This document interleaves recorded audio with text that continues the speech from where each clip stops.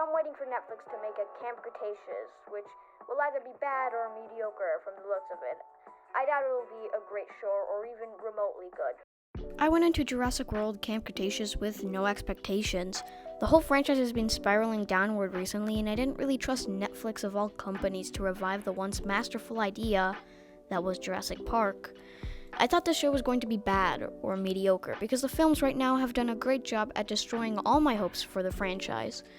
If there was going to be a saving grace for Jurassic Park, I really thought it'd be Dominion. Now, as of the day this video is being uploaded, Dominion has not come out, and I am still hoping it is going to be great. With that said, Camp Cretaceous is really freaking good.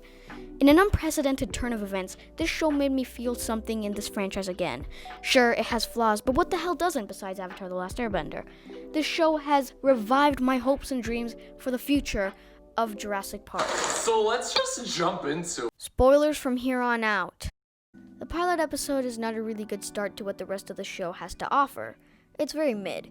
You got the main character Darius, who's a nerd, and he wins a video game and goes to Jurassic World, where he meets a bunch of stereotypes, like the rich kid, the famous kid, the country kid, the sports kid, and the scared kid. All the characters are pretty generic at first, but oh boy did they pull a twist on me by actually making these kids likable characters that have development and I care about. The pilot mostly focuses on Darius, Kenji, the rich kid, and Brooklyn, the famous kid. And they get into some shenanigans, and by some, I mean one. They go into a cage with dinosaurs to get a phone that fell and somehow didn't break from that height. We graze the surface of these characters in the pilot and barely get to know them, while the other three characters don't do anything. Now, with that said, I can move on to how good the rest of the show is. In the next episode, Kenji and Darius actually get into some shenanigans, and we get to know them more as characters. Kenji's a lying crap, and Darius is a guy who felt for him before he lied to his face. They have a great dynamic that I really enjoyed progress over the course of the show. Kenji felt bad for lying to Darius because Darius saved him, so he decided to sneak out Darius to go see some dinos, and we get some great action with the Carnotaurus. It was great to see Kenji come back from Darius instead of leaving him to die, which I actually thought he would. Meanwhile, we have a sneak peek at the Indominus Rex and the subplot of the show that I didn't really like, but we'll get to that later. So by the second episode, we established Kenji, Darius, their extremely fun dynamic that is really enjoyable, and their friendship which is believable. So the show establishes some more characters, giving Ben an introduction to a new plot element, the baby Ankylosaurus, who I really didn't like at first and thought it was a dumb plot device, but it grew on me and the show sold me on the existence of the small dino. Ben is then paired up with Kenji in the Gyrosphere, and it was really fun seeing their dynamic as well because they're polar opposites. Darius is paired up with Brooklyn, and we get some character interactions between them that felt genuine and progressed my liking of the characters, as well as Yas and Sammy, which we will get to later. So now, all the characters are established. The show sold me on them and made them good characters that I was attached to in the first 3 episodes, leaving the next 5 episodes to be purely based on character interactions and development. Now that is great. The phone drama is a bit obnoxious at first, but I started to get invested in it as the story moved along, even though the payoff sucked. It kept me engaged throughout.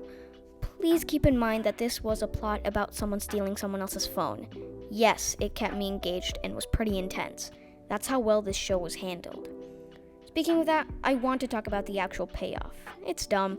I don't want a character to be a spy and have her be detached to the group, only to just not be detached from the group and just have it all be forgotten. The subplot didn't really suck any of the enjoyment out of the show, but it would have been even better without it. I get that they needed some conflicts, but it was handled really badly because, first, nobody cares about an episode later, and second, they forced them to have an emotional scene where Sammy parts from the group, but she doesn't. She's still with them. Nothing really happens. Also, sort of just forgets this a couple of episodes later, and then the writers remember that they have an unnecessary plot line with these two, and the audience needs to be reminded, so they shoehorn in some random lines where Yas says she isn't friends with Sammy, but then they forget all about it again, and the conflict is never really resolved. So what began as a nice friendship the writers introduced ended in an unsolved conflict that was just forgotten. But other than that, the plot is great.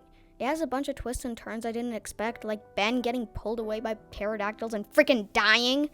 I know he's not actually dead, as it is revealed at the end of the final episode, but the show had me thinking he was dead.